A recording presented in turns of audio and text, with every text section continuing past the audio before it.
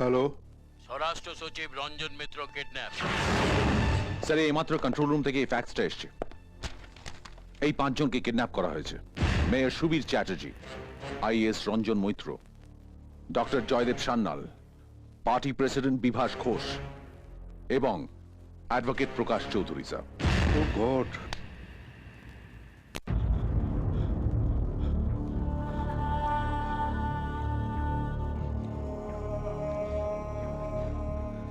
আমাদের ধরে এনেছো কেন? কি চাও তোমরা?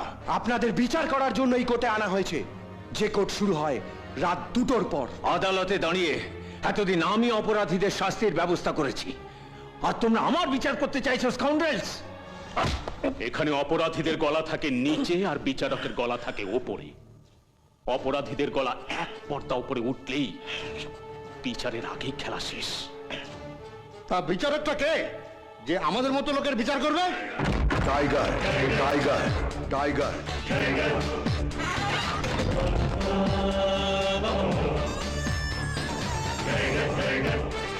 আমি বিচার করব। কে আপনি? যে আপনাদের মতো খারাপ লোকেদের বিচার করার জন্য তৈরি করেছে এই কোর্ট। যে কোর্টের সংবিধানে জেল নয়, জরিমানা নয়, শুধু একটাই রায়, মৃত্যু। কিন্তু আমাদের অপরাধটা কি? সেটা আপনারা নিজের মুখে বলবেন। বলুন, যাহা বলিব সত্য বলিব, সত্য বই মিথ্যা বলিব না।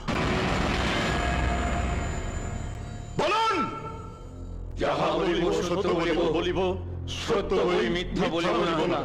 পার্টি প্রেসিডেন্ট বিভাস ঘোষ, আপনি বলুন।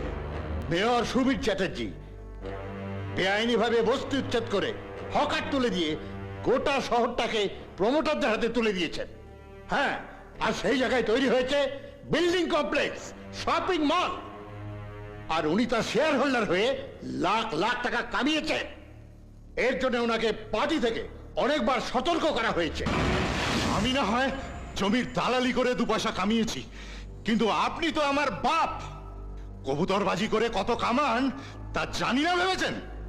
এক একটা জাল পাসপোর্ট তৈরি করে বিদেশের লোক পাচার করেন। আমি যদি ন্যাশনাল দালাল হই, আপনি তাহলে ইন্টারন্যাশনাল দালাল। আপনি হাজারে নয়, লাখে নয়, কোটি দেখালেন।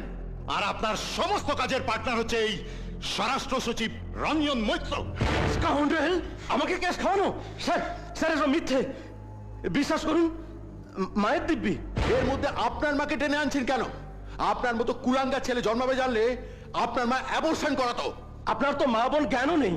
আপনার নার্সিং হোমে ইল্লিগ্যাল অ্যাবর্শন করানো হয়, আর যারা অ্যাবর্শন করাতে আসে মোবাইলে আপনি তাদের নগ্ন ছবি তুলে রাখেন, আর সেগুলো ব্লু ফিল্মের বাজারে চড়া দামে বিক্রি করেন। দেখা না রে শালা, দেখা একটা ছবি দেখা।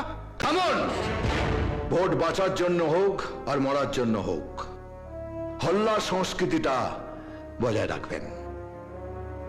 আপনারা সবাই সবাইকে ভোট দিলেন, কিন্তু একজন কাউকে ভোট দিলেন না, আর তার জন্য কোনো ভোট পড়লো না। পাবলিক প্রসিকিউটর প্রকাশ চৌধুরী। 30 বছর ধরে আমি সওয়াল করছি, আর এই দেশে সব আদালত জানে যে আমি সব সময় নিরাপরাধ মানুষদের হয়ে সওয়াল করে তাদের যেটা কেউ জানে না সেটা আমি জানি। প্রকাশ চৌধুরী, আপনি নিরপরাধ মানুষের জন্য নয়,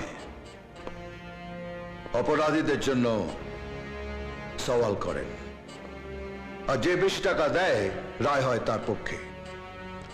তাই আপনি সাক্ষী, জুরি সব কিনে নেন, আর যে বিক্রি হতে চায় না তাকে সরিয়ে দেন। এসব মিথ্যে। বিকাশ, আপনার প্রত্যেকটা কেসের রিপোর্ট 2005 ফাদার রবার্ট হত্যা মামলা, সপরিবারে তাকে পুড়িয়ে মেরেছিল বিনোদ শর্মা। নিম্ন আদালতে তাকে যাবজ্জীবন কারাদণ্ড দেওয়া হয়, কিন্তু কেস হাইকোর্টে উঠলে 50 লক্ষ টাকার বিনিময়ে তাকে নিরপরাধ প্রমাণ করে তাকে মুক্তি দিয়ে দেন। 2006 বারগার্ল জুলিয়ার কেস, বারের মধ্যে শিল্পপতি চন্দ্র ঘোষের ছিল আর তার বন্ধুরা তাকে গ্যাংরেপ করে। 30 লক্ষ টাকার বিনিময়ে তাদের আপনি নিরপরাধ প্রমাণ করে মুক্তি দেন, আর জুলিয়াকে পাঠিয়ে দেন মর্গে।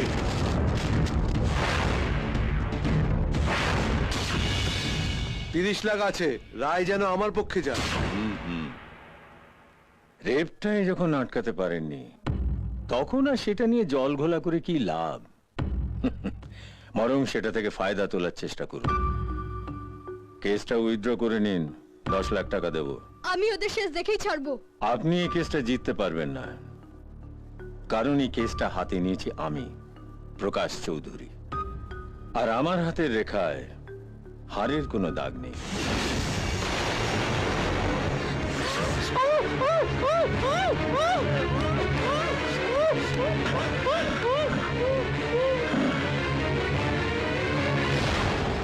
স্যার, হার্ট অ্যাটাকে মারা গেছে, রিপোর্টটা এইরকমই হবে। আমাকে আমাকে ক্ষমা করুন। আমার সংবিধানের ধারায় ক্ষমা বলে কোনো শব্দ নেই। এতদিন আপনি সত্যিকে মিথ্যা করে এসছেন, রায় গেছে অপরাধীদের পক্ষে। এবার থেকে প্রত্যেকটা রায় যাবে অপরাধীদের বিপক্ষে। আপনার জন্য পড়ে রইল শুধু একটাই সেন্টেন্স, কমা নয়, দাড়ি নয়, একদম ফুল স্টপ।